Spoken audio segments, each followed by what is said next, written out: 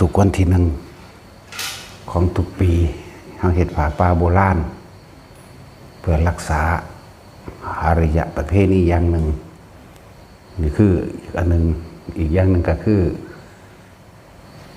ปีใหม่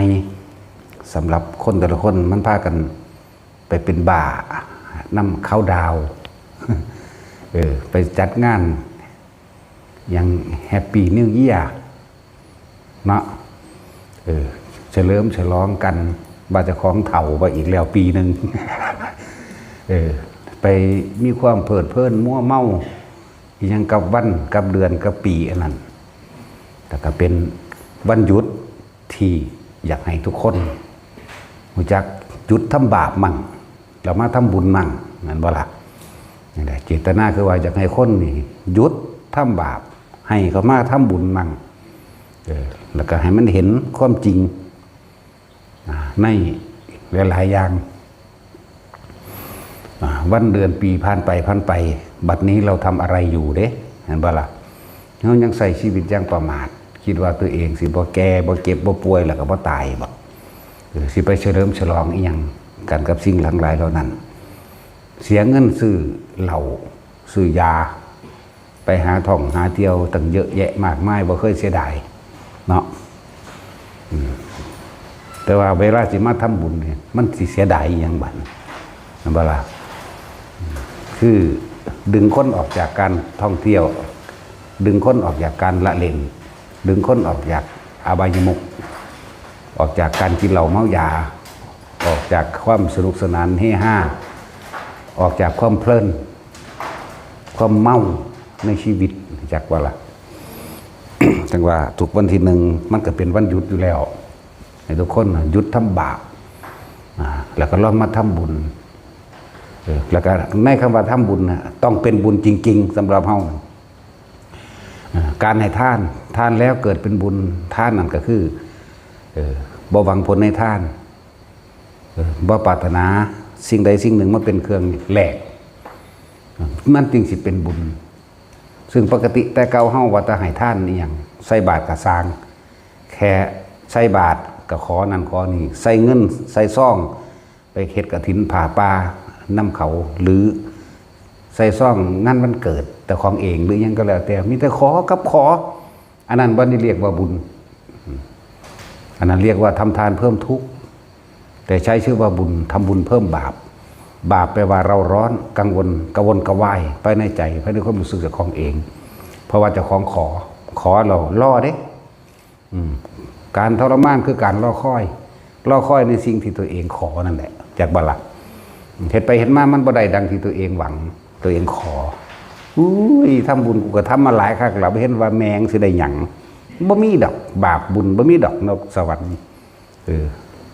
มันลงเป็นแนวใดมันขี้สร้างสูบยามาโหลดปุ่นนี้ธรรมดาบ่ เสียงสั่น เฮาสิสละออกทั้งสองทางสำหรับอยู่บ่งนี้จึงพยายามที่จะอธิบายให้แต่ละคนเข้าใจสละของที่เป็นของตัวเองโดยเป็นของภายนอกอาหารยารักษาโรคเครื่องนุ่งห่มที่อยู่อาศัยตลอดทั้งเครื่องอำนวยความสะดวกต่างๆท่านแล้วอย่าไปหวังผลในท่านจะมีจิตดุเข้าในผลทางท่านจะไปแลกนั่นแลกนี่เป็นนั่นเป็นนี่บางคนบอกว่าผู้ข่าวว่าอยากได้ยังดอกผู้ข่าวว่าแลกยังแล้วขอตั้งเดียวค่ะอย่าให้เป็นโรคอย่าเป็นไข้ให้อายุยืนนั่นที่บ่แลกเห็นบ่ล่ะบางคนท่านแล้วก็ว่านั่นกุฏิหลังนั้นกูสร้างเด้มันบ่เลยแล้วได้นั่นยังเข้าไปยึดมันหรือมันขนาดวัตถุภายนอกนี่วัตถุภายนอกอาหารยารักษาโรคเครื่องนุ่งห่มที่อยู่อาศัยเครื่องอำนวยความสะดวกต่างๆของกูยังมีก็อย่าว่านี่บัดนี้ทับภายในไปยึดแบบใดหวังผลในทานสาธุขอให้ผู้ขานี่หวังแล้วบัดนี้นั่นแหละยึดหอดภายใน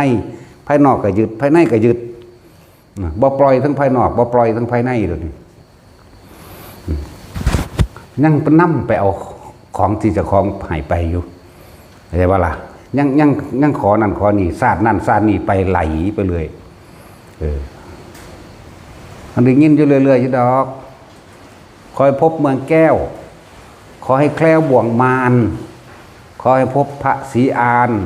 ในอนาคตการโน่นเทินว่าสันโอ้ยไปเป็นหมาให้กูนะแม่ไปพบพระศรีอานกันเลยเป็นหมาเป็นให้ไปเป็นปวกเป็นขี่กระปอมเป็นแง่เป็นปูเป็นปลายเขากินคือเกาหั่นแหละคืออยากว่าล่ะนี่คือความบรรลุบัดนี้รู้แล้วสละภายนอกแล้วต้องสละภายในออกด้วยเข้าใจบ่นี่สละภายนอกก็คือนี่แหละอาหารยาสะดวกเครื่องนุ่งที่อยู่อาศัยเครื่องอำนวยความสะดวกต่างๆเครื่องใส่ของในคงในครัวตู้เย็นพัดลมผ้าอันนอกเหนือจากผ้าไตรเป็นผ้าห่มเป็นผ้าขนหนูเป็นหมวกหรืออีหยังกระช่างเข้าใจว่าล่ะเป็นรถเป็นหลายๆอย่างนั่นแหละสละแล้วสละเลยขาดเลยอย่าไปเป็นเจ้าของมันแต่เฮาสละของภายนอกออกได้แล้วบัดนี้ให้เห็นคำว่าสละของภายในพร้อมยังอย่าไปห่วงอย่าไปยึดกับมันต่อไปก็เพราะว่าพวกเจ้าบ่สละภายในต่างหากอีกอันหนึ่งเข้าใจว่านี่ภายในคือไปหวังนั่นเองหวังว่าเกิดชาติหน้ากูสิเป็นคนรวยเกิดชาติหน้ากูสิมีรูปร่างหน้าตาสวยงามเกิดชาติหน้าสิได้มาเป็นผัวเป็นเมียกันอีกเป็นลูกเป็นเต้าเล่าหลานกันอีกเป็นพ่อเป็นแม่กันอีกสิได้มาเป็นนั่นเป็นนี่มียศถามรศักดิ์และตำแหน่งกันอีกเกิดเป็นยังกะสร้างทุกทั้งนั้นอยากบ่ล่ะนั่นแหละเพราะว่าเฮาบ่รู้เฮาก็เลยอีกอย่างหนึ่งกะคือว่านั่นแหละผู้ภิกษุนักบวชหนึ่งบ่ศึกษาขันธธุระบ่สมบูรณ์บ่ศึกษาพระธรรมบ่ศึกษาพระวินัย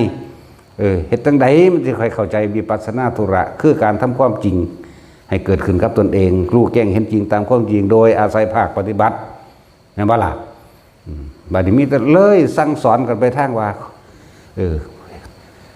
นั่งอันนั้น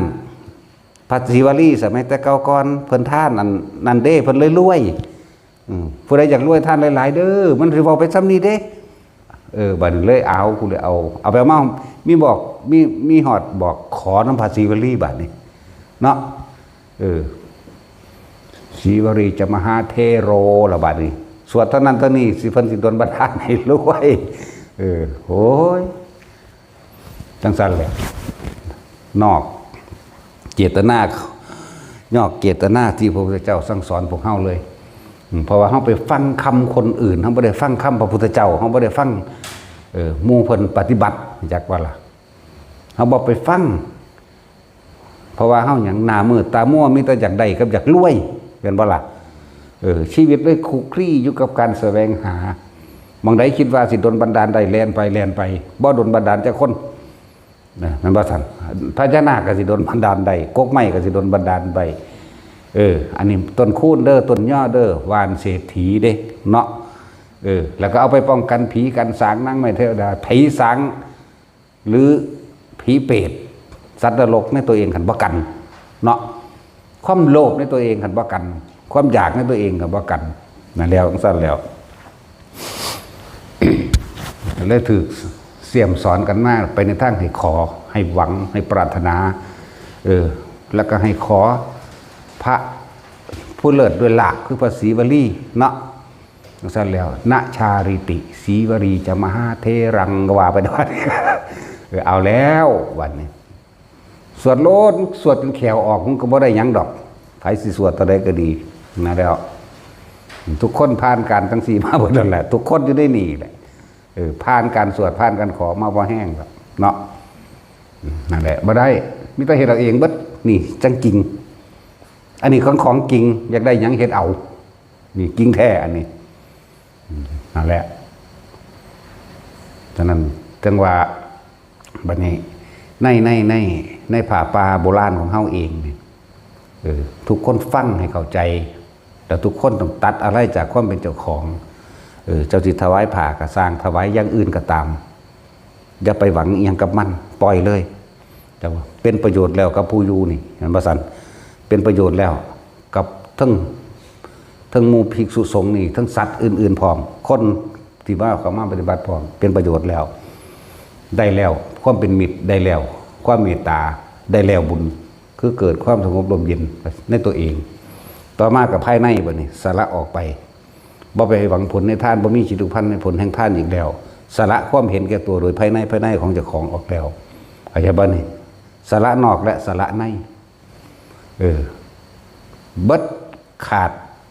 จากความมีเยื่อใยกับสิ่งที่ของท่านออกไปมันก็บ่เราร้อนมันกังวลมันก็เป็นบุญจริงๆของตัวบัดนี่เมื่อมันเป็นบุญจริงๆแล้วก็อย่างหนึ่งก็คือให้สละภายนอกให้กับคนที่มีชีวิตอยู่หมู่ภิกษุสงฆ์ตลอดคนทั้งหลายที่มานี่สละภายในเหมือนกับทำความกตัญญูหรือสละผลทานบุญกุศลกรรมดีที่เฮาก็บ่เอาเข้าใจบ่นี่ผลทานบุญกุศลกรรมดีนี่เฮาก็บ่ปรารถนาที่จะไปเอาในเบื้องหน้าแล้วสละในลึกเข้าไปอีกคือขอผลทานบุญกุศลกรรมดีที่ข้าพเจ้ากระทำนี้จงถึงแด่มารดาบิดาข้าพเจ้าทั้งหมดญาติข้าพเจ้าทั้งหมดเจ้ากรรมนายเวรทั้งหมดตลอดทั้งสรรพสัตว์ทั้งหลายไม่มีที่สุดไม่มีประมาณทุกหมู่เราบรรดาไม่ขอท่านทั้งหลายได้รับผลทานบุญกุศลกรรมดีนี้แล้วจึงมีความสุขเถิดดิสละออกเรื่องว่าสละทั้งนอกสละทั้งในเข้าใจบ่นี่นั่นแหละไปทำความเข้าใจตัวเองดีๆถ้าบ่สละในยังหยุดอยู่เด่นนั่นบ่ล่ะนั่นแหละสละนอกแล้วก็ต้องสละในให้ท่านทั้งสองอย่างอย่างบ่นี่ให้ท่านโดยภายนอกนี่แหละก็ให้ท่านโดยภายในพร้อมแต่ตัวเองบ่หวังหยังบ่ปรารถนาบ่เอาหยังใดๆทั้งสิ้นมันพอแล้วแต่บ่ล่ะนี่แหละเจตนาในการเฮ็ดผ้าป่ากะหนึ่งเฮารักษาอริยประเพณีเอาไว้เพราะว่าซุมื้อนี่คนที่ว่าจะเฮ็ดผ้าป่าต้องหาประธานเนาะแล่นหาประธานถ้าบ่มีประธานเฮ็ดบ่ได้จงเป็นผู้นำตัวเองเป็นประธานให้กับตัวเองเท่านั้นที่จะนำตัวเองไปทุกข์ก็ได้ไปสุขก็ได้จนถึงว่าไปนิพพานกับตัวเองและนำตัวเองจากบ้านนี้เฮาเป็นผู้นำตัวเองผ้าเช็ดหน้าพื้นเดียวพื้นละ5 บาท10 บาทนั่นน่ะมันก็เป็นผ้าป่าได้แล้วเข้าใจว่าล่ะแต่ว่าเรื่องเงินจังซี่ก็พุ่นละบาทก็ได้แล้วเข้าใจบ่เงินสลึง50 ตังค์ก็ได้ จะเป็นหลายคักปานนั้นซุมื้อนี้เกิดความเคยชินชาเพราะว่าหยังเพราะว่าภิกษุนักบวชทั้งหลายผู้ไม่ศึกษาพระธรรมไม่ศึกษาพระวินัย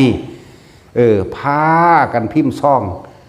ขอให้ผู้นั้นเป็นประธานแน่10,000ร่องประธาน5,000ก็ว่าเด้เลยติดเลยชินไปแนวนั้นจงเป็นประธานให้ตัวเองอยู่นี่บาดนี้เข้าใจว่าล่ะจะเสียวผ่านหยังมากก็เอามาผ้าดำก็ได้จะว่าล่ะได้ทั้งนั้นผ้า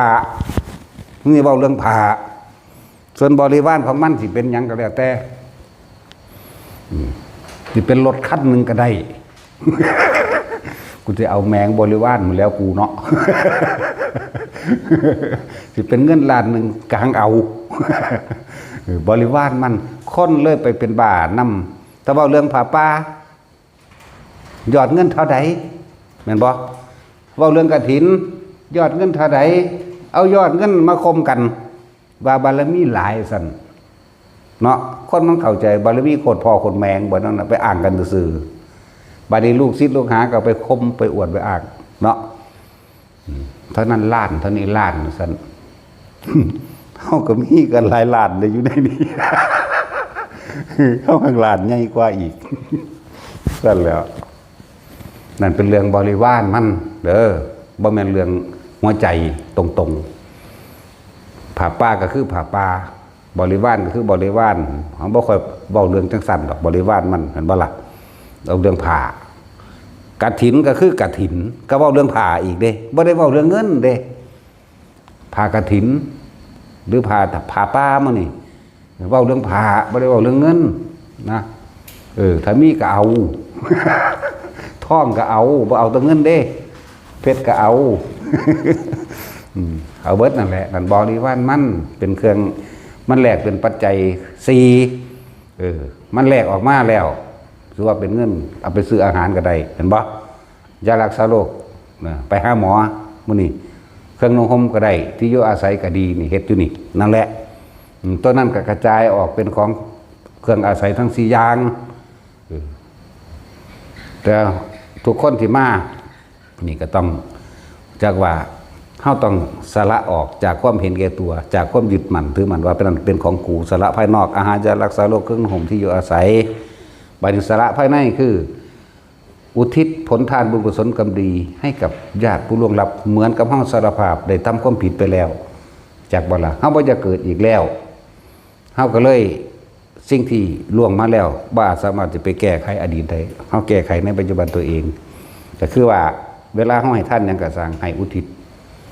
ผลทานบุญกุศลก็ดีเอิ้นว่าสละภายในพร้อมสละความยึดมั่นถือมั่นในภายในของตัวเองสละความปรารถนาต่างๆออกบ่มีปรารถนาอย่างอีกบัดนี้นั่นแหละสิถึงหรือบ่ถึงพระนิพพานมันเป็นหยังสิบ่ถึงแต่เฮาท่านก็บ่ขอเฮ็ดหยังก็บ่ขอบ่มีความปรารถนาบ่หวังบ่อยากได้หยังเสียเลยจิตบ่มีหม่องตั้งบ่มีความหวังบ่มีหม่องคิดต่อรู้จักบ่มีหม่องคิดต่อว่าอยากรวยคิดต่ออยากเป็นกษัตริย์คิดต่ออยากเป็นเทวดามันบ่มีหม่องไปตั้งไปติดจิตคือผู้คิดผู้นึกผู้ปรุงผู้แต่งผู้แสวงหานั่นแหละนั่นแหละบัดเฮาหยุดความคิดไว้ผู้รู้แล้วชีวิตที่ผ่านมามีแต่ทุกข์กับทุกข์เท่านั้นเหมือนบัดนี้แม้นเกิดไปอีกเป็นหยังก็ทุกข์คือเก่าเศรษฐีมันก็ป่วยคือกันตัวมันก็ปวดแขวคือกันแหละเขาเฮากินข้าวมันก็อิ่มเท่ากันนี่แหละมันบ่กินหลายปานนั้นดอกนั่นแหละให้เห็นทุกข์ต่อไปในภายภาคหน้าแม้นผู้ใดสิปรารถนาได้หยังก็สร้างว่าจะเป็นหยังก็สร้างทุกข์คือเก่าให้เฮาไปเห็นตัวนี้เจตนาของพระพุทธเจ้าเฮาเพิ่นบ่ได้สอนให้เฮาไปเป็นเศรษฐีไปเป็นคนรวยไปเป็นกษัตริย์เด้เพิ่นบ่ได้สอนให้เฮาไปเป็นแนวหมู่นี้นิพพานอย่างเดียวสอนให้เฮาพ้นออกจากทุกข์คือความหวังที่พวกเฮาหวังอยากได้นั่นอยากเป็นนี่ต่างหากให้พ้นออกจากการเกิดเป็นทุกข์ความแก่เป็นทุกข์ความเจ็บไข้ไม่สบายเป็นทุกข์สิ่งใดไม่ได้ดังใจสิ่งนั้นย่อมเป็นทุกข์ความตายเป็นทุกข์เข้าใจบ่นี่ทุกข์เกิดขึ้นจากไสบ่นี่นั่นแหละเกิดขึ้นจากความคิดของเฮาที่เฮาหวังนั่นแหละแม่นบ่ล่ะเพิ่นให้เห็นโทษในความเกิดแล้วก็ต้องแก่ต้องเก็บต้องตายตอนนั้นเด้บ่ได้มีหยังต่อไปอีกนอกนั้นก็หากินซ้ำตายทอกันแล้วมีผู้ใดอีหยังเกินกันดอกนาเนาะนี่ให้ทุกคนเห็นเข้ามาในความรู้สึกตัวเองเด้อตอนนี้เขาก็มีความรู้สึกว่ากังวลเรื่องใดก็คิดเรื่องนั้นกังวลเรื่องใดอยากได้หยังก็นั่นแหละคือเขากำลังคิดเรื่องนั้นเขากำลังเป็นทุกข์กับเรื่องที่เขากังวลตลอดคือเขาอยากได้นั่นเองอยากได้อยากดีอยากมีอยากเป็นนะแล้วเขามาจับจุดเอาโหลดนะผมสอนเงาง่ายๆว่าแห้งหรือไม่เนาะคิดเหตุทั้งใดเขาสิหยุดคิดได้เปิดกันแน่ยุดซุมือได้ล่ะอยู่กับลมหายใจนั่นแหละเนี่ย พวกเขาเนี่ยเกิดมาจากสัญญาทั้งเบิดเข้าใจบ่นี่สัญญาในความอยากได้อยากดีอยากมีอยากเป็นนั่นนี่สารพัดเกิดมาแล้วก็มันตามหาสิ่งตัวเองสัญญาหมายถึงความจำหมายถึงความรู้สึกเก่าๆหมายถึงความอยากได้ดีไม่เป็นนั่นเองบันความคิดมันก็นึกปรุงแต่งตาเห็นปุ๊บดำริหมายถึงคิดปั๊บเป็นผู้นี้งามผู้นั้นรออยากได้นั่นบ่อยากได้บ่สันบัดนี่อยากได้มาบำรุงอารมณ์ความรู้สึกตัวเองนี่แหละเห็นเป็นนักสันคือสิดีเนาะอยากดีบัดนี้ถ้ามีอันนั้นคือสิสะดวกสบายนะกูคือสิเฮ็ดยังได้หลายอยากมีเห็นเขามีธรรมดาสักหรืออำนาจอยากเป็นนั่นแหละสัญญาเก่าๆเฮาทั้งเบิดเลยเฮ็ดตั้งใดเฮาสิละสัญญาใดเพิ่นก็มีกุศโลบายในการละสัญญาคืออยู่กับลมหายใจอยู่ในความรู้สึกโตเถิดนะละสัญญาให้ได้เป็นวิธีเว้าละสัญญาเป็นวิธีเป็นแนวทางบอกให้ทุกคนคำว่าละสัญญานี่เป็นแนวทางเป็นคำบอกวิธีทำหรือสรุปแต่ว่าวิธีทำจริงๆคือมีสติอยู่ในลมหายใจมั่งอยู่ในอุณาโลมแห่งตนเองมั่งอยู่ในความรู้สึกในกายของเฮาเองนั่นแหละความคิดเฮาจะบ่ไปหาเรื่องเก่าๆเด้ คนคิดเรื่องเก่าทั้งปึ๊ดบ่มีผู้ใดคิดเรื่องใหม่ได้มื้ออื่นสิเกิดหยังขึ้นเอานั่นแหละเรื่องใหม่บัดนี้มีแต่คิดมื้อนี้นี่เรื่องเก่าๆมื้อนี้เป็นนัดกันไว้แล้วเด้อว่ามื้ออื่นสิไปนั่นก็คิดเรื่องเก่าของตัวนี้เพื่อให้มื้ออื่นเป็นแบบนั้นแบบนี้แม้นชาตินี้ชาติหน้าก็เหมือนกัน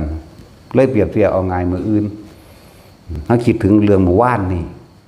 ว่านัดกันทั้งสั้นเดิมมื้ออื่นขนาดนั้นมันยังบ่เป็นไปก็มีตายก่อนก็มีเนาะบ่ตายแค่อุบัติเหตุก็มีบ่ได้ไปก็มีผิดนัดก็มีสารพัดคนเฮามันก็เกิดมาจากสัญญาเก่าทั้งนั้นแหละสัญญาทั้งนั้นเรื่องใดสิละสิดับสัญญาใดหยุดสัญญาใดนี่แหละ นั่นแหละบ่ต้องไปว่าบ่ต้องไปคิดถึงชาติหน้าก็ได้ดอกหน้าเอาแค่มื้ออื่นนี่ก็บ่มีบ่ได้คิดออกว่าสิเกิดหยังขึ้นมื้ออื่นนี่เอาแค่พรุ่งนี้ tomorrow เนาะมื้ออื่น เอาแต่สิ่งที่เกิดหยังขึ้นมื้ออื่นเอาถ้าคิดออกบ่ฮู้เนาะมีแต่คิดไว้ซื่อๆได้บัดนั้นกรีดยางฮอดหั่นบ่ทันแล้วกรีดต่อไปนั่นโอ้มื้ออื่นสิไปหยอดน้ำยาเด้เนาะตอนนั้นนึงได้บัดนี้ซั่นแล้วยังคิดถึงอันที่เฮ็ดข้างไว้ของมื้อวานนี้แม่นบ่มื้ออื่นสิไปหยอดน้ำยาต่อนานโอ้มื้ออื่นเก็บขี้ยางกันนานก็เก็บจากของเก่าของเมื่อวานนี่แหละเข้าใจบ่นี่นั่นแล้วบ่ได้ไปเก็บก็มีบาดนี้แน่นั้นยังบ่ได้นอนเด้เนาะด้วยจักเนาะกับไผดอกไว้เข้าใจยังบ่เดียวนี้ แล้วนั่นแหละคือถึงว่าอนิจจังทุกสิ่งทุกอย่างหาความจริงลังอย่างยืนเลยเทียงแท้แน่นอนบ่ได้นั่นแหละอนัตตากับอนิจจังกับอนัตตาตีคู่กันเด้อสิบอกให้เป็นหนึ่งตัวก้อนเดียวกันเหมือนเหรียญมี2ด้านนั่นเองถ้าว่าเป็นไปตามที่ตัวเองคิดไว้ถูกอยู่กลางเห็นบ่ถูกอยู่กลางใจเฮานี่แหละอนิจจังถูกขังอยู่ในกลางใจเฮาอนัตตาอนิจจังอยู่หน้าอนัตตาอยู่หลังทุกขังอยู่กลางใจเนี่ยถ้าเป็นเครื่องหาบเพราะว่าเฮาหาบเนาะกระคุนานี่หาบน้ำนี่กระคุนี่กระป๋องกระแป้งนั่นน่ะนี่ก็ทุกอนิจจังนี่อยู่หน้านี่เห็นบ่อนัตตาอยู่หลังเด้เห็นบ่แต่ว่าเฮาหาบยางไปทั้งหน้านี่เนาะทุกครั้งอยู่ใส่ก็อยู่บาเฮานั่นแหละเห็นบ่นี่หาบเรียกว่าล่ะแต่เฮาหาบของอนิจจังอยู่หน้าอนัตตาอยู่หลังทุกครั้งอยู่กลางเห็นจังซั่นเฮ็ดจังได๋เฮาสิบ่ทุกข์หรือเฮาก็ต้องเฮ็ดปัจจุบันให้ทำเกิดความรู้สึกตัวว่าคำว่ารู้สึกตัวนี่สิรู้เฮาต้องสร้างกรรมฐานมาหนึ่งในจุดใดจุดหนึ่งเองจากบ่นี้หมายถึงว่าฐานที่ตั้งแห่งการกระทำให้เกิดความรู้สึกตัวทั่วพร้อมรู้สึกอยู่ในโลดเฮาสิเฮ็ดอีหยังก็สร้างความคิดของเฮาบ่ไปหาบุคคลสัตว์สิ่งของอันอื่นบ่ไปถึงเมื่อวานบ่ไปถึงมื้ออื่นแต่เฮาทำความรู้สึกอยู่ในกลางหน้าผากหรือกลางหัวหรือหน้าอกหรือผู้คู่กับลมก็ล่มไปทุกเกิดบ่ได้มันลืมแล้วเข้าใจว่าล่ะโลกนี่สอนให้จำก็คือสัญญาแต่ว่าทำตามความเป็นจริงถ้าบ่อยากถูกคือต้องสอนให้ลืมโลกสอนให้จำทำสอนให้ลืมจากบ่ล่ะแล้วความจำบังความจริงคือหยังเกิดแล้วต้องแก่ต้องกินต้องตายเนาะแต่ความจำนี่จากได้นั่นจากเป็นนี่แม่นบ่ล่ะจะเอานั่นเอานี่ความจำจึงบังความจริงมันสั้นตัวความจริงคือบ่เที่ยงแท้แน่นอนคือบ่จีรังยังยืนมีเกิดแต่มีดับแต่ความจำนี่กูยังสิบืนกูต้องรวยแต่ในระหว่างสิไปหารวยนี่ตายก็มีป่วยก็มีพิการก็มีเนาะจั่นแล้วจึงบอกว่าพุทธเจ้าเฮาบ่ได้สอนให้ไปเป็นเทวดาเด้สอนให้พ้นออกจากทุกข์จากการเวียนว่ายตายเกิดเพราะความอยากได้อยากดีอยากมีอยากเป็นสอนให้ออกจากความเกิดเด้บ่ได้ให้ไปเกิดเป็นเทวดาเข้าใจว่าล่ะนั่นแหละบ่ได้ไปเกิดเป็นนั่นเป็นนี่เด้นะฮะสอนให้พ้นไปเลยนั่นแหละ เครื่องทดสอบของเฮาก็เลย เวลาทำบุญทำทานนั้นนี่ไปเนี่ยก็เลยตกข้างตามนั้นตัวนี้เพราะว่าเจ้าของถิ่มความหวังบ่เบิดเข้าใจว่าล่ะยังมีความจำเล็กๆน้อยๆเจ้าถิ่มสัญญาบ่เบิดหรือยังอะไรอันใดอันหนึ่งนั่นแหละสัญญาเข้าใจว่าล่ะยังอะไรอันใดอันหนึ่งเลยตกข้างเป็นเทวดามั่งเป็นนั่นเป็นนี่มั่งจริงๆเพิ่นบ่ได้สอนให้เป็นแนวโมนี้คนที่บ่ฟังธรรมคนที่บ่ฝึกหัดปฏิบัติตนเองบ่ต้องห่วงอบายภูมิล้วนๆเนาะอบายภูมิล้วนๆนักสุดกันนรกอยู่แล้วรองลงมากับเปรตรองลงมากับเดรัจฉานเนี่ยบ่ล่ะทั้งสั้นตัวอยู่ระหว่างทำกลางคือมนุษย์ตอนนี้มนุษย์นี่ทำได้ทุกอย่างนั่นแล้วคติหามีอย่างสัตว์นรกเปรตเดรัจฉานมนุษย์เทวดานี่คติหานั่นแหละมันก็เวียนอยู่นี่แต่ว่าเฮาได้เป็นคนดีแล้วมนุษย์ดีแล้วนี่พากันสร้างสร้างสมสิ่งที่มันเหตุให้เกิดความสงบตัวเองเพื่อเอิ้นว่าสร้างบุญสร้างบารมีสร้างบุญสร้างกุศลบุญอันเกิดจากการให้ทานต้องไม่หวังผลในทานไม่มีจุดผูกพันในผลแห่งทานสละออกแล้วทั้งภายนอกอาหารจะรักษาโรคเครื่องนุ่งที่อยู่อาศัยตลอดทั้งเครื่องอำนวยความสะดวกต่างๆให้แด่หมู่เหล่าภิกษุสงฆ์สามเณรทั้งหลายตลอดทั้งผู้หรือคนต่างๆหรือสัตว์เดรัจฉานกระช่างเข้าใจว่านี่ตลอดทั้งมนุษย์และอมนุษย์ก็ว่าไปปฏิสละแล้วซึ่งภายในไม่ปรารถนาเห็นว่านี่ไม่ปรารถนาผลแห่งท่านอย่างต่างๆสละผลบุญที่ตัวของเหตุไว้อุทิศให้แด่บรรพชนทั้งหลายหรือสรรพสัตว์ทั้งหลายเข้าใจบ่นี่แหละสละภายนอกนี่เฮาเห็นกันอยู่นี่ของเฮาท่านมาเฮาบ่ได้หวังหยังเขาสิใส่หรือบ่ใส่ก็สร้างแล้วไปแต่ว่าบัดนี้คือเห็นเพิ่นกินให้จังซี่ดีใจพ่อเข้าใจว่าล่ะหลังจากแต่ว่าสิ่งที่เฮาบ่เห็นแต่ว่าเฮาอุทิศไปให้แด่มารดาบิดาหรือญาติหรือเจ้ากรรมนายเวรตาเฮาบ่เห็นแต่ว่าบางครั้งเฮาอาจจะมีความรู้สึกขนลุกขนพองสยองก้าวน้ำตาไหลก็มีจุกกึกนั่นแหละคือเขาก็ได้รับแล้วคือกันเพราะว่าการทานของเฮาเนี่ยบ่มีตัณหามาพาอาจจะบ่มีความอยากมาพาบ่มีสัญญาแห่งตัณหาบ่มีสัญญาแห่งความอยากมาพาบ่อยากได้ดีมีเป็นใดทั้งสิ้นจากบ้านนี้นั่นแหละเฮาสิรู้สึกได้โดยตัวเฮาเองหนึ่งสั่น ถ้าว่างจิตเป็นกลางเป็นเฮาสิรับได้เองดอกบัดที่แค่เพิ่นยะถาซื่อๆนี่ก็ให้ขึ้นมาก็มีเด้แต่ว่าความรู้สึกเรานี่คนมันบ่เคยเป็นอยากอายคนก้มหน้าโมกอดเอาปล่อยมันโลด มันเต็มที่โลดมันบ่เคยได้บุญอยากบ่ใจนั้นบ่เคยเป็นบุญใจนั้นบ่เคยสงบก็ปล่อยมันสงบมันให้ขึ้นมาโลดมันขนลุกจังซี่บัดนี้แต่คนลุกโอ้ผีบ่ว่าอีกแล้วบัดนี้โอ้ยพวกสะสมแต่แนวลายๆเนาะแม่นอีหลีเด้คนเฮานี่สะสมแต่แนวละลายแนวดีๆบ่ค่อยมีบ่ค่อยเอาเนาะถ้าคนลุกขึ้นมาว่าผีโลดแม่นบ่ล่ะโอ้ยจังซั่นสิย่านได้บาดนี่เหมือนกับพวกมาภาวนาว่าเห็นผีจังซั่นจังซี่ย่านบ่ฝึกหัดบ่ปฏิบัติก็มีแม่นบ่ล่ะ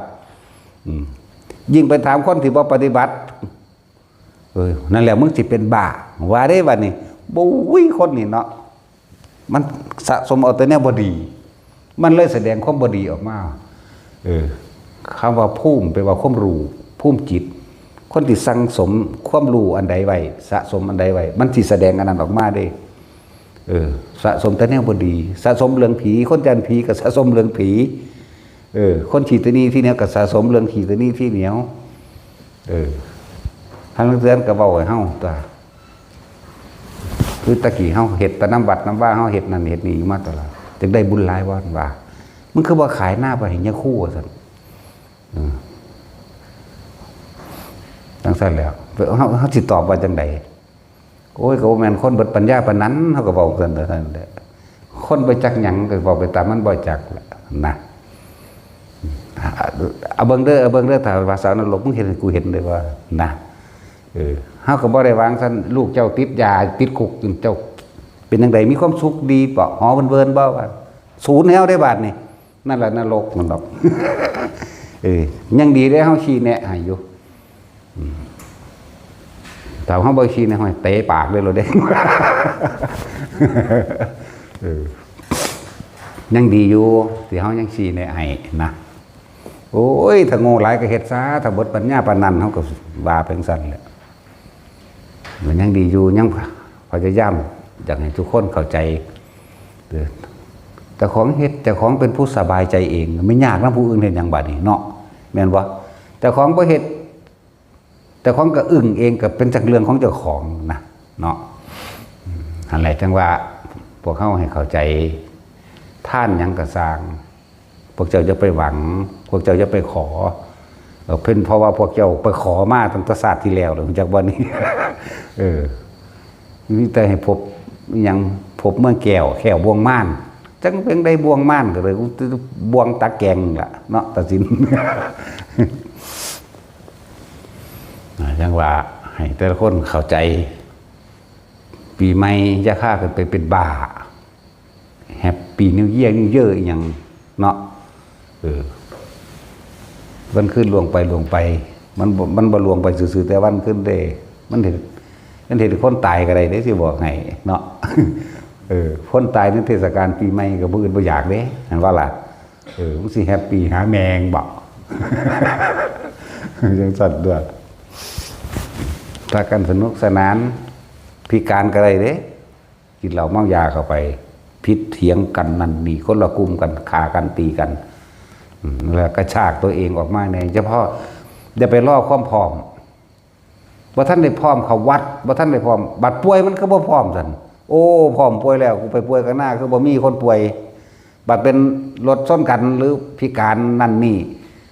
น็อกเข้าไปนั่นมันคือบ่พร้อมเนาะฝืนสิ่งเหล่านี้เฮาต้องฝืนความรู้สึกเก่าๆของเฮาตัวฝืนสัญญาฝืนอารมณ์ความรู้สึกเก่าๆเฮาต้องฝืนมาเด้มื้อนั่นก่อนมื้อนี้ก่อนบัดตายก่อนมันคือบ่นั่นแน่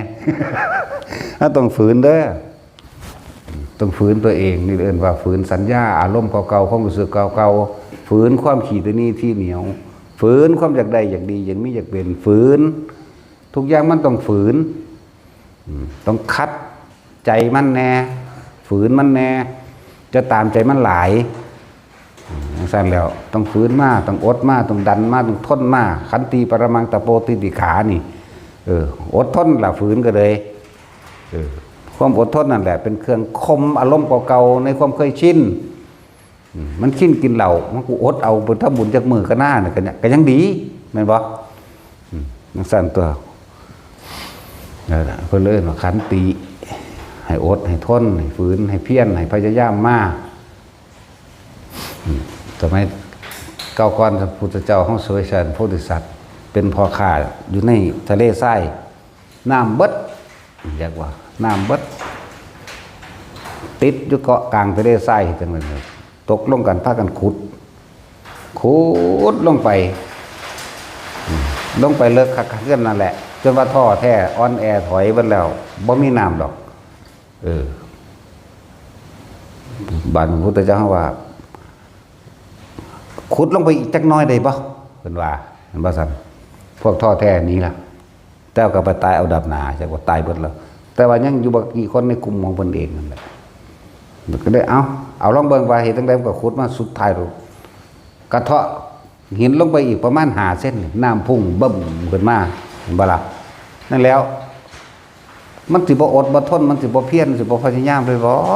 เหลืออีกน้อยนึงมันก็สิฮอดแล้วแหมเนาะซั่นแล้วบาดพวกเดินทางไปก่อนที่ไปวังน้ำบ่อนาแต่ว่าบ่หาในดินตัวนี้ที่ตัวของมันสิฮอดแล้วนะยังว่านั่นแหละ เพิ่นพวกนี้ได้น้ำแล้วเอาขึ้นใส่เกวียนพวกนั้นตายทั้งหนาแล้วเบิดกำลังจากการเดินทางไปเนี่ยว่าล่ะพอดีเลยได้อาหารข้างหน้าเขาก็เอาง่วนั่นแหละ เขาก็เอาง่วแหละเป็นอาหารนั่นเลยมีการเห็นหนังง่วเข้มมาตะกี้แล้วเมื่อกี้กิน หนังง่วจังเสร็จแล้ว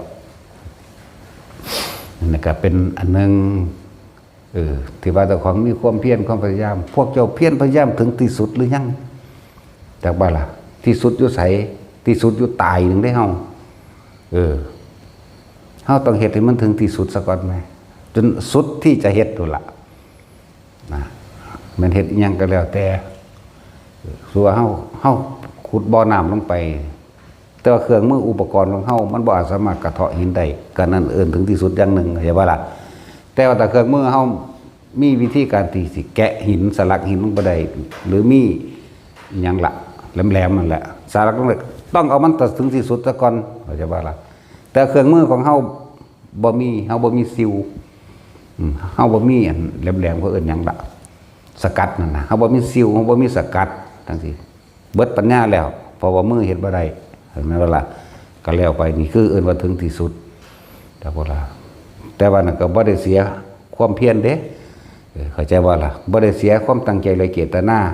แม่นบ่ได้ในศาสตร์นี้ศาสตร์หน้ามันก็ต่อใกล้เข้าบ่แม่นว่าแค่ส่ำใดส่วนหนึ่งน่ะโอ้ยอ่อนแอท้อถอยแล้วไปบ่ได้บ่มีดอกว่าเด้แถมซ้ำสิไปบอกผู้อื่นว่าบ่แม่นบ่มีอีกเด้เนาะตันตัว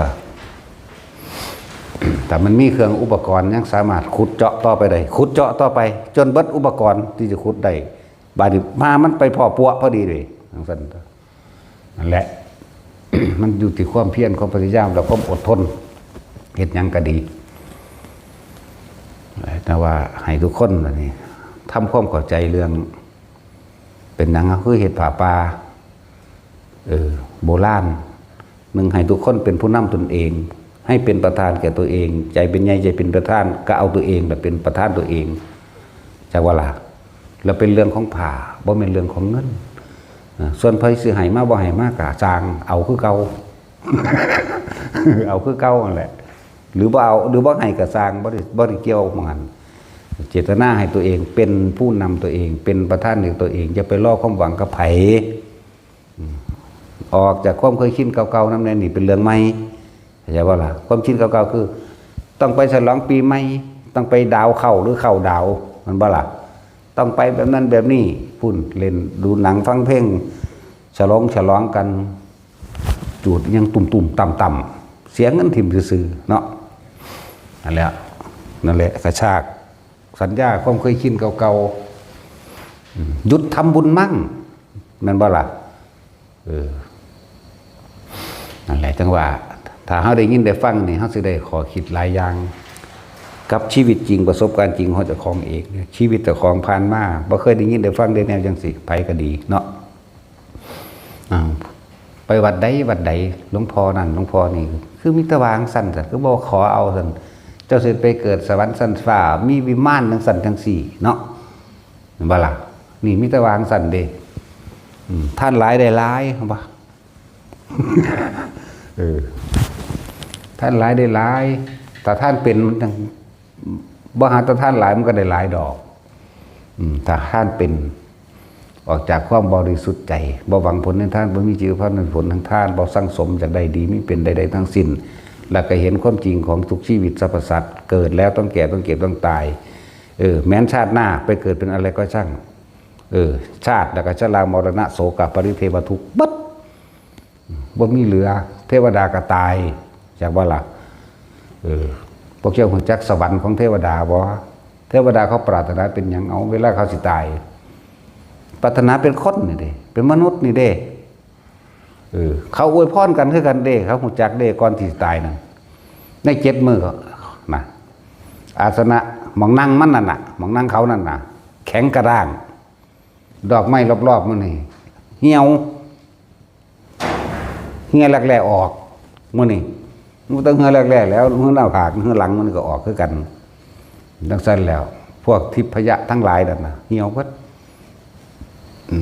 บัดนี้เขาก็สิมาอวยพรกันไปเกิดที่ชอบเด้อ ไปเกิดเมืองมนุษย์เด้อเด้ไปหันเด้ดังนั้นแล้วไผก็ปรารถนาประมาณมนุษย์เด้แต่ว่าอกุศลกรรมเก่าอันใดมีกำลังมากกว่าบุญกับบาปกุศลและอกุศลเปรียบเสมือนว่าคนปั้มกันหายใจบ้านนี่ผู้ใดมีกำลังมากกว่าผู้นั้นก็ปั้มชนะมันสิเบิดบุญเศร้ามองโอ้กูบ่อยากตกนรกเสือกตกซ้ำหายใจบ้านล่ะบางทีมันไปคิดพ่อเคยไปป้นกี้ขาเขาไว้ คือคนนี่เด้ว่าขึ้นลงนรกซ้ำมาจากบ่นี่คนก็เหมือนกันเวลาสิตายพวกเจ้าไปชินกับสิ่งใดไปชินกับอารมณ์ใดความรู้สึกใดคือการกระทำซ้ำๆซากๆที่พวกเขาเคยชินแล้วก็คิดเข้าซ้ำๆซากๆคิดเรื่องนี้ซ้ำๆซากๆมันซ้ำเกิดไว้ก่อกวนมันคุ้นมันผุขึ้นมาเด้มันก็ว่าย้ำเตือนสัญญาของเจ้าของคนที่เคยไปหาตั้งขาสัตว์จังสิมันก็สิคิดแต่เรื่องขาสัตว์นั่นแหละปัจจุบันตายก็ไปตกนรกซ้ำเด้นั่นนะจากว่าล่ะเบียนสัตว์คนที่เคยทำบุญบ่นี่ก็คิดแต่เรื่องทำบุญก็ไปสวรรค์จากว่าล่ะนั่นแหละมันก็เหมือนกับตีสัญญากวนสัญญาจากบ่นี่ตีให้มันผุขึ้นเฮาสร้างคนผู้ใดผู้หนึ่งมันบ่เฮาบ่อยากอยู่ใกล้เขาเด้พวกเจ้าฮู้บ่ว่าพวกเจ้ากำลังอยู่กับมันอยู่กับผู้เฮาสร้างนั่นแหละอยู่แบบไรเอาความคิดความจำพวกเจ้าเองแหมกูสร้างมึงเด้นี่รูปหน้าอีนั่นขึ้นมาบักนั่นขึ้นมาโหลดเนาะจิตสั่งจิตกับสัญญาจิตมโนนึกภาพปรุงแต่งวิญญาณเกิดความรู้สึกไม่พอใจมโนก็จับภาพนึกภาพอันที่อีเฮาสร้างบักเฮาสร้างมาเลยจากบ่ล่ะ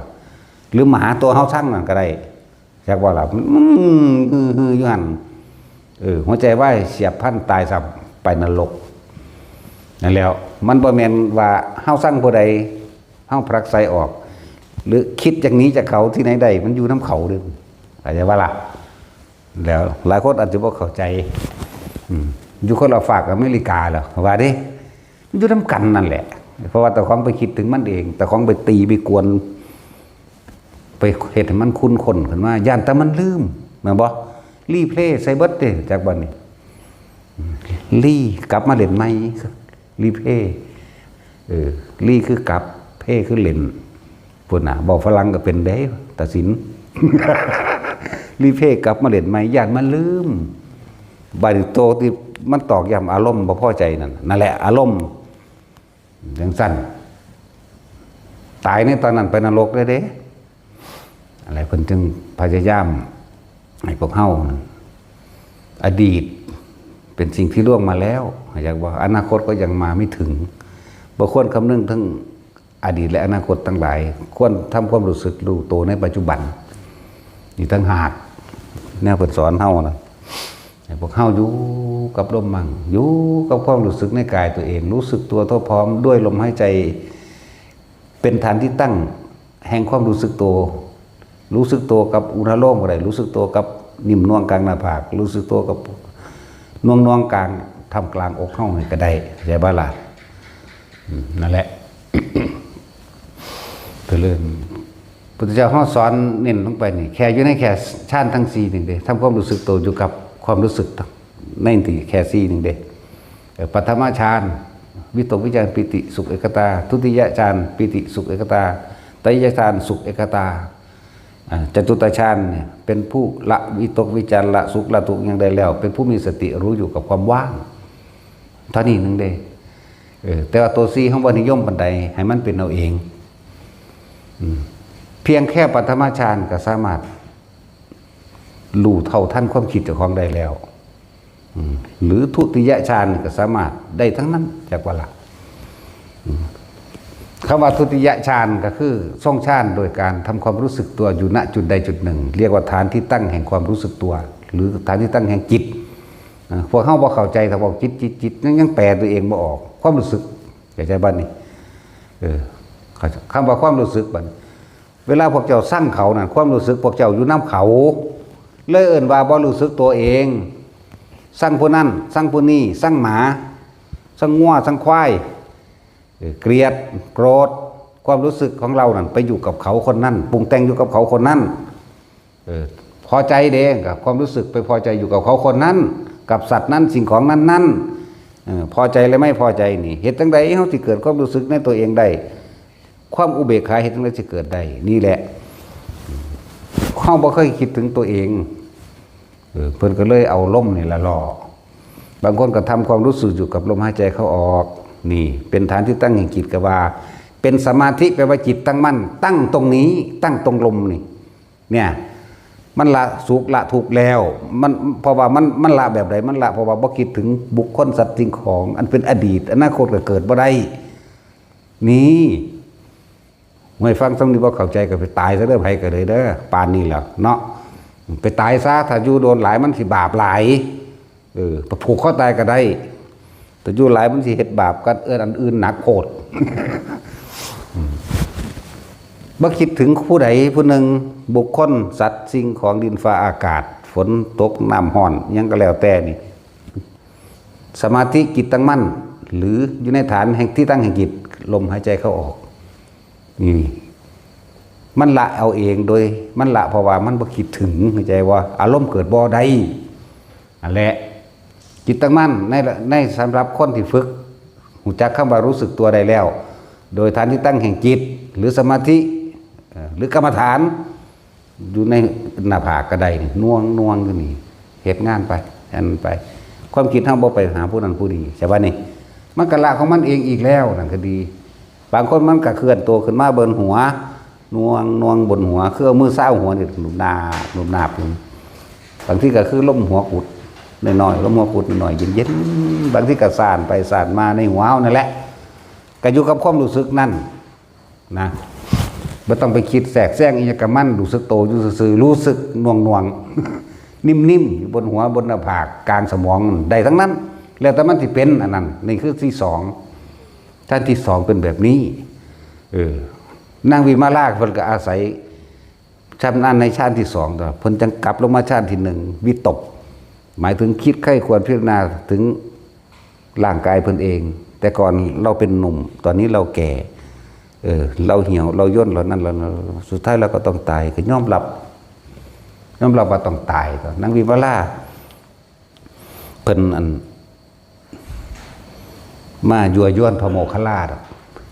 เพราะแต่เห็นครั้งแรกก็เกิดจิตปฏิพัทธ์เขาใส่กันเลยแต่พระโมคคัลลาเป็นอรหันต์แล้วบ่มีจิตปฏิพัทธ์มีแต่รู้ว่าโอ้วิมาลาสมัยการก่อนนั้นเคยเป็นเมียเพิ่นมาก่อน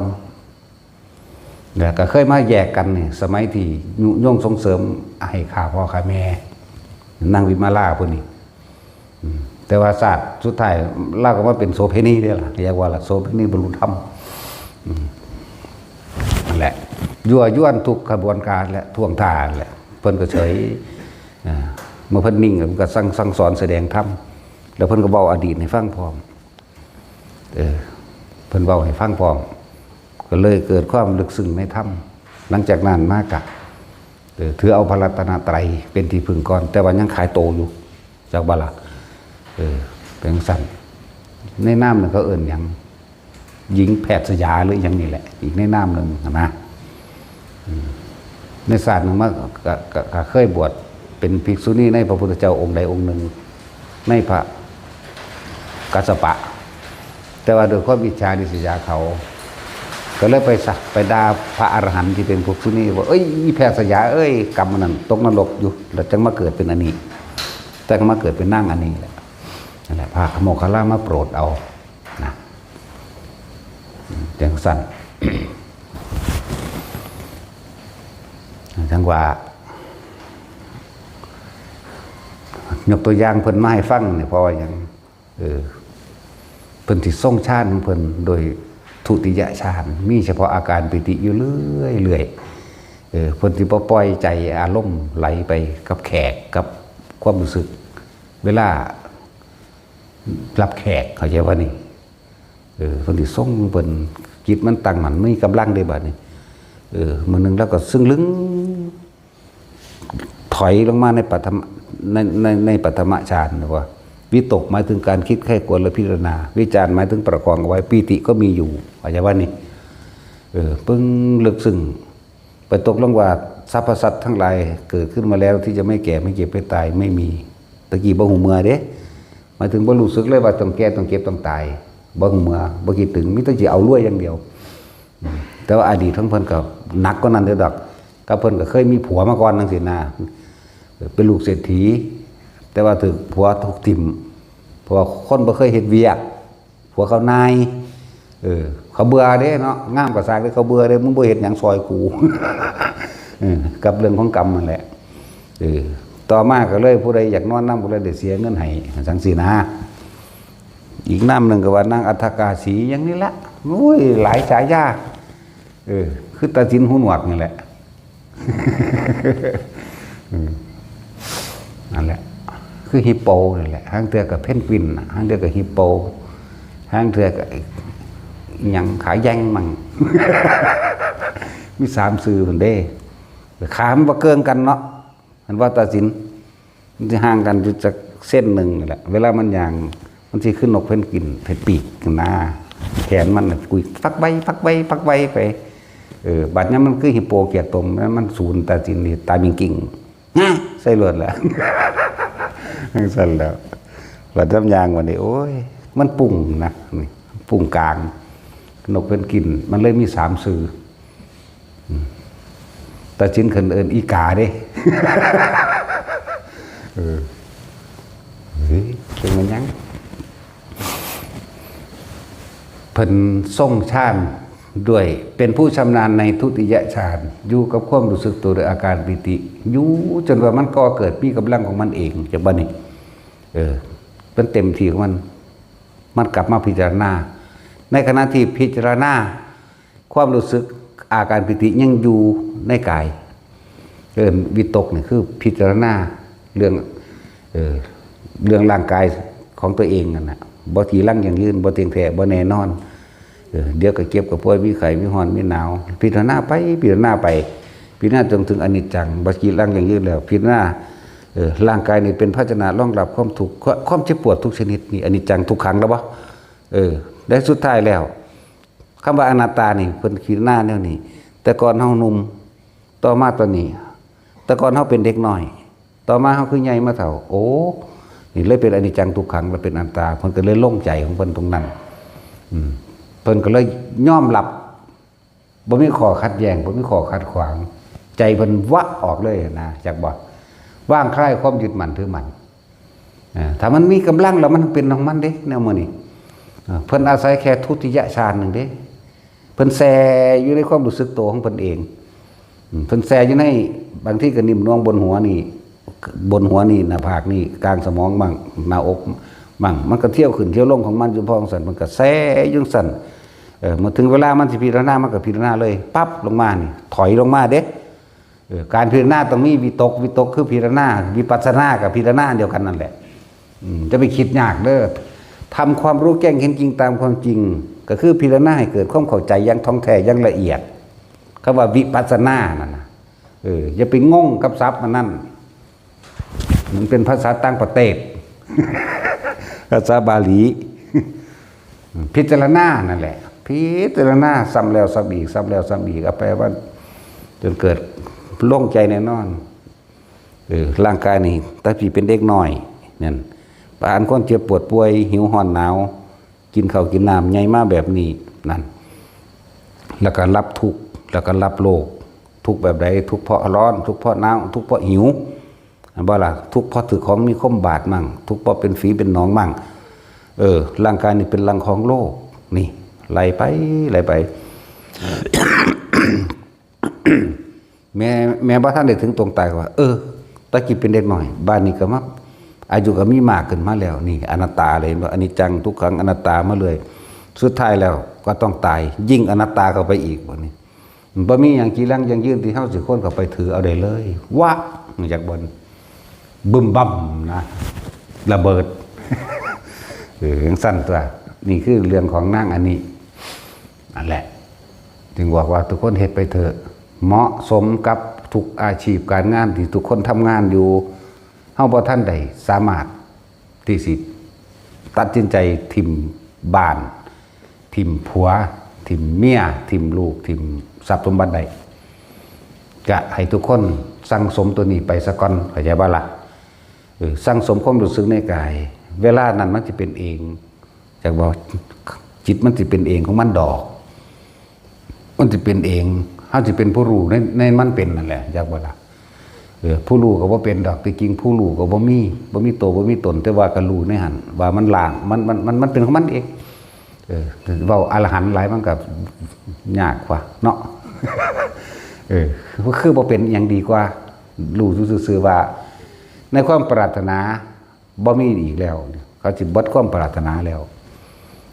บ่ปรารถนาใดดีมีเป็นใดๆทั้งสิ้นนั่นแหละมันสิว่างของมันเองดอกมันสิเป็นบางๆของมันเอง โล่งๆดอกไผสิเว้าแนวใดก็สร้างได้ว่านี่บ่มีความรู้สึกโกรธเกลียดบ่มีนะโล่งโปร่งไปเบิดนี่เป็นคำเว้าได้โล่งโปร่งที่จริงมันบ่มีแนวสิเอามาเทียบหรอกแต่ว่าหังเว้าดับเย็นก็ว่า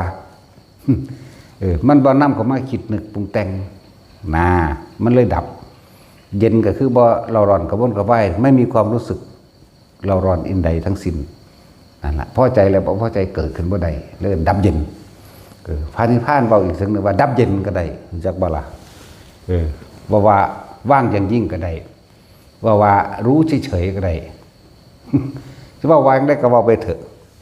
มันแค่อุปมาอุปไมยซื่อๆได้นี่แต่ว่าพูดถึงมองหันแล้วก็เลยบอกแค่ว่าเอาความรู้สึกตัวเองเทียบเอาเด้อถ้าเขาย่องดีใจอยู่บ่ก็ยั่งเสียใจอยู่บ่ก็ยั่งบัดนี้เฮาสร้างกำลังของเฮาไปหั่นล่ะที่เป็นยังคือให้ฝึกทรงชาติเจริญชาติด้วยนี่ส่วนมากหลวงพ่ออยากให้ทุกคนที่ทำการทำงานอยู่นั่นมีครอบครัวมีผัวมีเมียอยู่นั่นให้อยู่ในชาติที่สองถ้ามันสามก็รู้ถ้ามันสี่ก็รู้คือกันนั่นแหละแต่ว่าพวกเฮานั่นน่ะยังมีอันใดอันหนึ่งวิตกอยู่กังวลอยู่แม่นบ่กังวลเรื่องหนี้เรื่องสิน กังวลเรื่องลูกว่ามีครอบครัวเป็นฟังเป็นฝาเนาะกังวลน้ำกูเลี้ยงหลานกังวลน้ำให้น้ำหน้าบ่ทันแบ่งให้ลูกโอ้ยสารพัดเนาะแต่พวกเจ้าก็เฮ็ดไปจังซี่ล่ะซะก่อนแต่ถึงเวลาแล้วมันปึงเมาเองดอกแนว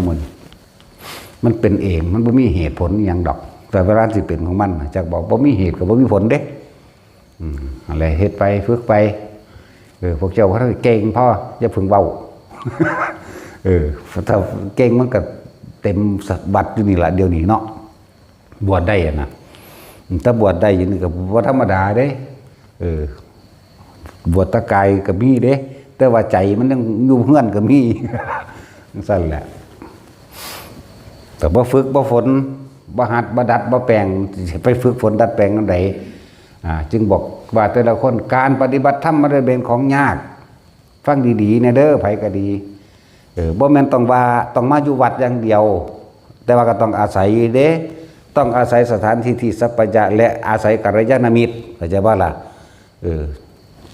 มันก็ต้องมีปลีกตัวออกมามั่งเป็นช่วงเป็นเวลาแต่ว่าจะไปหาว่าพร้อมเมื่อไหร่จะค่อยมามันบ่มีผู้ใดพร้อมเด้ฉีกตัวเองออกมาลองเบิ่งซะก่อนจักช่วงจักเวลาจัก3 มื้อ4 มื้ออาทิตย์นึงมาฝึกที่สอนอยู่นี่เพิ่นทรงฌาน2เพิ่นทรงฌาน1มันเป็นจังได2เป็นจังได3เป็นจังไดมาฝึกได้แล้วคนเฮามันมีปมด้อยหรือวิตกในใจเจ้าของต้องกลับคืนไปแก้ทางบ้านก็จังไปจักว่าล่ะฝึกเอาซะก่อนเมื่อฝึกได้แล้วการปฏิบัติธรรมคือการทำสมาธินั่นเองจักว่าล่ะการทำสมาธิการทำให้จิตตั้งมั่นการทำให้มีวิหารธรรมอันเป็นเครื่องอยู่การสร้างกรรมฐานอหย่างจังซี่บ่ได้แม่นว่าเฮาสิมาอยู่ตวัดหรือเฮาต้องบวชอหยังก็แล้วแต่ให้ไปฝึกเอาให้มีฐานที่อยู่แห่งจิตเจ้าของให้อยู่กับความรู้สึกในตนเองให้มันเป็นบัดทำงานกับปฏิบัติธรรมใดกรรมฐานใดทำงานไปหันไปนี่อันนั้นนี่ก็เฮ็ดได้เพราะทุกคนบัดสุดท้ายแล้วพวกเจ้าสิบ่มีที่พึ่งแล้วพวกเจ้าสิไปพึ่งลูกหลานคำว่าถึงจักเวลาสิตายบ่ลูกหลานก็ซอยให้พวกเจ้าบ่ตายบ่ได้เด้ตายคือเก่าเงินทองมีมากมายมหาศาลเพียงใดก็ช่างตายคือเก่าแม่นบ่มีก็ตายมีก็ตายเนาะแล้วสิพึ่งอิหยังเป็นที่สุดท้ายในทางไปถ้าพอถึงลมหายใจตัวเองเขาบ่ได้หายใจให้เฮาได้เด้เขาบ่ได้หายใจแทนพวกเจ้าได้เด้เนาะพวกเจ้าอดตายบ่ได้เด้ตายคือเก่าเด้เจ้าสิอดทำไดก็ตายเนาะจังซั่นแล้วคำว่าพร้อมบ่มีก็แล้วกันน่ะถ้าพร้อมมันก็บรรลุอรหันต์เลยเนาะ มันมีแต่ ดึงกระชากลากตัวเองมาตัวเดี๋ยวโอ้ยข่อยปล่อยว่างบ่ทันใดว่าซั่นหาคนเนาะอุ้ยแต่ปล่อยว่างได้ก็สิมาตายหามึงหยังเป็นอรหันต์หรอกคำว่าปล่อยว่างเลยเป็นกันของเว้าเล่นเนาะข่อยยังว่างวันได้ดอกถ้าว่างได้บ่ต้องมากก็ได้มึงว่างได้มื้อนั้นมึงตายมื้อนั้นถึงบ่ได้บวชเนาะเท่านั้นแล้วจังซั่นแหละต้องฉีกตัวเองต้องดึงตัวเองมาฝึกหัดตัวปัจสุดท้ายมาเฮาสิตายมาบ่มีผู้ใดซอยเฮาหายใจได้เด้หายใจแทนให้บ่ได้ตายแน่นะว่าล่ะอันแล้วเบิ่งหน้าลูกแล้วเบิ่งหน้าหลานแล้วเบิ่งหน้าผู้นั้นผู้นี้ในความรู้สึกตัวของคือท่าทึนทัดอยู่ใจสิขาดอยู่เจ้าของผู้เดียวพี่เห็นบ่ล่ะเขาก็ได้อีแม่เป็นได้แม่ใน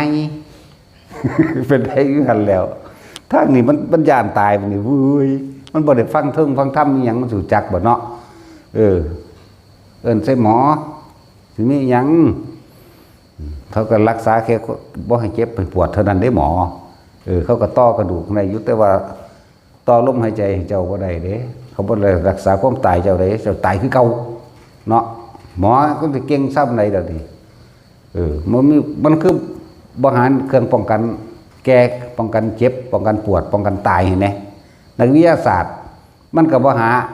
เครื่องมืออีหยังที่ว่าพิสูจน์ได้ว่าป้องกันตายได้เด้แม่นบ่ล่ะนักกฎหมายก็บ่เห็นว่าออกกฎหมายห้ามแก่และห้ามเจ็บปวดและตายเด้ล่ะตำรวจก็บ่ได้จับความตายทหารก็บ่ลบกับความตายได้ไหมแม่นว่าซั่นห้อยฟาดมาแมงเบิดเราได้อันเว้ามานี่แม่เนาะสาเกิดมาหากินซ้ำตายซื่อๆได้ไผก็ดีวิญญาณหาสแตกยังภาษาตายซื่อๆนั่นบ่ล่ะตอนเฮาคืออยากตายแท้ยังได้อีแมงสิตายตื่นขึ้นยังไดน่ะอุ้ยมึงอยู่แม่มึงยังว่าอยู่กูคือปล่อยตลอดอยู่ซั่นดอกนั่นแล้วเว้าให้ฟังซื่อๆเด้บอกเป็นว่ากูคือปล่อยจริงๆมันปล่อยอยู่แล้วอยากบ่ล่ะมันบ่มีความคิดได้ปล่อยนั่นน่ะอยากบ่ล่ะมันบ่มีความคิดจากใดดีวิเป็นอีหยังเด้แล้วมันปล่อยของมันตลอดอยู่แล้วมึงสิตายโดยวิธีใดก็สร้างแม่นบ่หยังว่าแต่บ่ฆ่าตัวตายอันนั้นแล้วว้ายถ้าพระพุทธเจ้าว่าให้ฆ่าเบิ่งแม่กูฆ่าบ่แห้งเลยได้ปานนี้กูจะคร้านกินข้าวพวกเจ้าบ่คร้านกินข้าวอ่ะพวกเวซี่แล้วว่าดีๆเนี่ยเด็กๆพากันเป็นร้อยตะบุงโป่งโอ้ยหลวงพ่อซื้องิ้นเอาผ้าห้องเอาผ้าขนหนูไหมปุกได้บ้านยังบังงงกันดังปุกธรรมดาบ่เสียงฟานกับงิ้นดินะธรรมดาบ่พวกนี้ยันก็ตายโอ้จังมีสแตกยังกระดอกอันนี้แหละสั้นแล้วต่างว่าตะกี้วิกระทะเด้ขวดทอดไข่จะกินหรอกเพิ่นเพชรนี่ยังแน่แล้วเสียงอันตะหลิวแล้วมาดึงตราดมาดึงนะเห็นบ่ล่ะต่างพวกก็สั่งเครื่องสำอางมาทาผิวบำรุงผิวเพิ่นอย่างมีออร่าปฏิบัติธรรมมีออร่าภาษาโอ้ยออยออฟอุรานนึกว่าทาธรรมดาบ่ประดิษฐ์ไปขี้คุยว่าแต่ของปฏิบัติธรรมมีออร่าโอ้ยพวกบ้าสั่นแล้วนั่นแหละยันตายก็ตายเด้อบ่มีหยังเป็นเครื่องป้องกันตายได้ยากๆจะตายสถานเดียวเธอเกิดขึ้นมาแล้วต้นไม้เกิดแล้วก็วิธีสุดคือตายคนเกิดแล้วก็ตายสัตว์เกิดแล้วก็ตายธรรมะนี่เสมอกันเบิดบ่มีแบ่งบ่มีแยกเดี๋ยวตายเสมอกันเบิดถ้าอยากได้ก็ไปเกิดทุกข์เหมือนกันเบิดถ้าบ่อยากได้กับนิพพานเหมือนกันเบิดจักว่าล่ะเศรษฐีข้างบดียากจนบริโภคขอทานแม้กระทั่งคนพิการบ่ห้ามมรรคผลนิพพานจากคนเลยนี่คือสิ่งที่เสมอกันบ่ได้เลือกศาสนาเพราะบ่มีศาสนาแต่ที่บอกว่าศาสนาเพียงแต่เป็นอัตลักษณะบอกว่านี่คือผู้บำเพ็ญแบบนี้สื่อที่เรียกว่าพวกจังซี่คือพวกปล่อยว่างแต่ว่ามันสิว่างกับข้างในหรือบ่เท่านั้นเด้จักบ่ล่ะเป็นรูปแบบโดยภายนอกจังซี่นะแล้วบัดสิบอกว่าศาสนาใดก็สร้างมันก็ร้อนคือกันหนาวคือกันหิวข้าวคือกันเด้เนาะศาสนาใดมันก็เจ็บปวดได้คือกันเด้เหยียบน้ำมันกับ วดเจ็บคือกันเนาะแม่นว่าซั่นเอามือจุ่มน้ำร้อนคือกันเด้อมันที่ศาสนาใดละบาดนี่แม่นว่าซั่นบัดนี้คนที่มันหักตายมันก็ให้น้ำมุยคือกันเด้ล่ะคนที่มันสร้างตายมันก็สะใจเอ้ยมึงน่าสิตายแต่โดนแล้วคือกันนั่นแหละสิมีหยังเด้แม่นว่าล่ะเจ็บปวดป่วยเสมอกันบ่เกี่ยวกับศาสนาเลยเจ็บปวดป่วยนี่สัตว์ก็คือกันบัดนี้เจ็บปวดป่วยไม่มีศาสนาใดคือบ่ห้ามเนี่ยเนาะจังซั่นแล้วนั่นแหละ ซ้ำสมาธิเกิดความสงบได้เหมือนกันปล่อยว่างดูได้เหมือนกันทำต่างๆได้เหมือนกันบ่เกี่ยวกับศาสนาเลยแล้วก็บ่มีพระเจ้ารับบาปบ่มีผู้ใดไถ่บาปให้ไผได้อีกจักบ่ล่ะตัวเองนั่นแหละสิไถ่บาปให้ตัวเองได้คือการบ่คิดนึกอยากได้อย่างดียิ่งเป็นอย่างปล่อยว่างออกนั่นแหละตะของเป็นผู้ไถ่บาปให้ตัวเองตัวตราบใดที่มีความอยากได้อยากดีอยากมีอยากเป็นนั่นละบาปจักบ่ล่ะแต่เบิดความปรารถนานั่นแหละเอิ้นว่าไถ่บาปบ่อยากได้หยังเฮ็ดซื่อๆว่าไปล่ะแล้วบัดนี้สัตว์เดรัจฉานกาเหมือนกาตาจินเด้อันนั้นฮิปโปนั่นมันไปหลักบินลงมากินหีปิงปลาขาวปลาขาวปลาสูตร มันก็เป็นบาปตกนรกคือกันแม่นบ่มันศาสนาใดนั่นมันก็บ่มีศาสนาแต่ว่ามันไปกินของที่จะไปถวายสงฆ์ของไปถวายพวกตาที่ของบริสุทธิ์จากว่าล่ะมันก็บาปคือกันแต่จะบาระบาดนี่นั่นสัตว์ต่างๆมันไปเก็บมันทำลายชีวิตผู้อื่นมันก็บาปคือกันเสือไปกัดกินกวางมันบาปบ่บาปคือกันเด้คนไปฆ่าคนกับบาปคือกันเห็นบ่ล่ะเหมือนสั้นเด่นล่ะนี่เกี่ยวกับศาสนาบ่ธรรมะเด่นนี่เป็นของจริงธรรมะอันนี้บริษัทเดรัจฉานไปสวรรค์ได้บ่ข้างข้าวฟังพระทำบัตรสวดมนต์เสมอมือนึงเกิดความเพลินตีนปล่อยตีนออกจากพระนังตกมงพื้นตายซ้ำไปเกิดเป็นเทวดา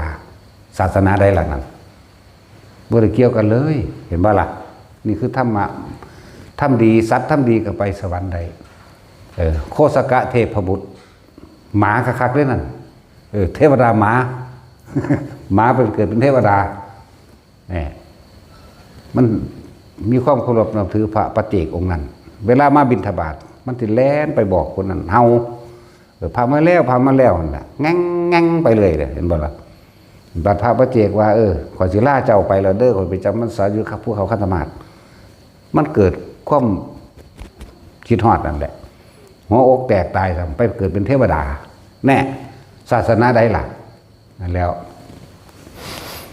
จังซั่นหลายอันหลายแบบแต่ใช่ไหมตะกี้ว่าอาจสิบ่ทันมีคือพระพุทธเจ้าบ่เกิดเอาบางที่กับพวกบำเพ็ญตาบะขาวฤาษีชีไพ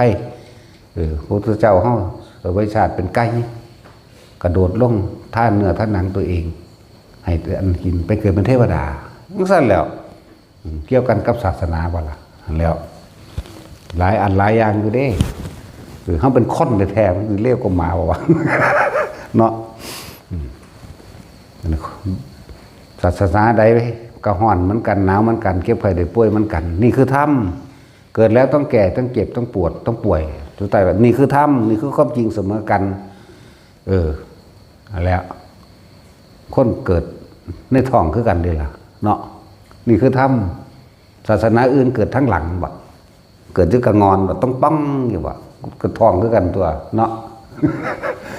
หรือเกิดอยู่กอไผ่บ่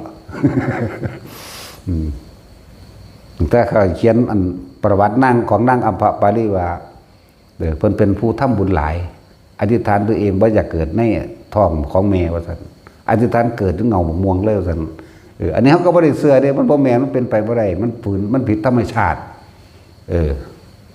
ถ้าว่าอันบุญหลายปานนั้นไปเกิดถึงเงาม่วงแล้วเขาไปเป็นโสเภณีอยู่ซั่นเนาะอันนี้มันเวอร์บ่เป็นของจริงเด้อจากว่าล่ะ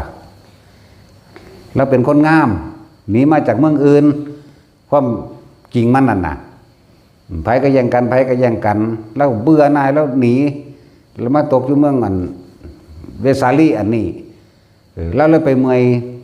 เบิดแห้งอยู่ในเงาหมอกม่วงทั้งนี้ก็แย่งกันอีกไม่ใช่ว่าล่ะพระราชาเลยว่าโอ้ยให้เราเป็นหญิงกับเมืองซะผู้ใดอยากนอนน้ำลาไปเสียเงิน1,000 กหาปณะผู้ใดเก็บค่าอันแม่เล่า อันกษัตริย์นั่นจักบ่นี่จังหากยังเป็นเรื่องจริงก็เลยมอบสวนบักม่วงนั่นแต่ก็สร้างนั่นนี่ให้เล่าเป็นช่องซะนี่จังเป็นเรื่องจริงอยากว่าล่ะนี่จังหากอันนั้นมันบ่เป็นความจริงดอกอธิษฐานตัวเองมาเกิดลักษณะว่าคืออุปาติกะมีเนื้อหนังบ่แม่นอุปาติกะต้องเป็นเทวดาเป็นยังไปพูนสึอุบัติขึ้นมาเลยแบบเป็นนรกสัตว์นรกหรือเทวดานี่นั่นคืออุปาติกะอันว่าอธิษฐานตัวเองถ้าว่าบุญหลายพะนะบุญหลายจังได๋สิมาเป็นโสเภณีแล้วนี่เนาะเป็นไปตามกรรมบ่ได้เกี่ยวกับอันนั้นนี่หรอกนั่นแหละพระเจ้าพิมพิสาร ก็มาได้กันกับเล่าอีกก็ได้ลูกคนหนึ่งอีกมีโสเภณีผู้ที่สองพระเจ้าพิมพิสารก็มาก็ได้ลูกอีกผู้หนึ่งอีก พระเจ้าพิมพิสารมีเป็นโสเภณี3ได้ลูกเบิดเด้โอ้เท่านี่มักไปหาเจียวส่องเนาะ นี่แหละมาเกิดเป็นอภัยมาตามั่งลูกนั่งยังละนะอภัยมาตานี่นี่แล้วแต่ว่าเกิดเหตุการณ์อาชาติศัตรูขาพอของเองนั่นแหละเพราะว่าไปดอกแต่จังหวะนี้คือทำว่าทำดีมันก็ต้องได้ตามเหตุผลที่มันเป็นดีอยู่แล้วเนาะทำเร็วก็ไปตามเร็วไม่ได้เกี่ยวกับสัตว์ไม่ได้เกี่ยวกับคนเด้เลื่อนมาธรรมะบ่แบ่งแยกเกิดแล้วแก่เก็บตายเสมอกันเบิดบ่ได้เกี่ยวกับศาสนาอีกแม่นบ่ล่ะบ่เกี่ยวกับสัตว์อีกสัตว์ก็เกิดแก่เก็บตายเหมือนกันหิวร้อนหนาวเหมือนกันคิดป่วยด้วยกันเหมือนกันเบิดขาบุคคลที่เฮาหักเฮาก็มีความอาฆาตแค้นจะแก้แค้นขึ้นคือกันผู้วันได้ถึงธรรมไปบ่ล่ะซั่นแล้วจะไปว่าอีหยังบ่มีผู้ใดดลบันดาลนะบ่มีพระเจ้าบ่มีผู้ใดไถ่บาปให้ไผสัตว์โลกเป็นไปตามกับท่านตัวเองอยากได้หยังเฮ็ดเอาแม่นบ่ล่ะนี่ต่างหากเอาสมถะ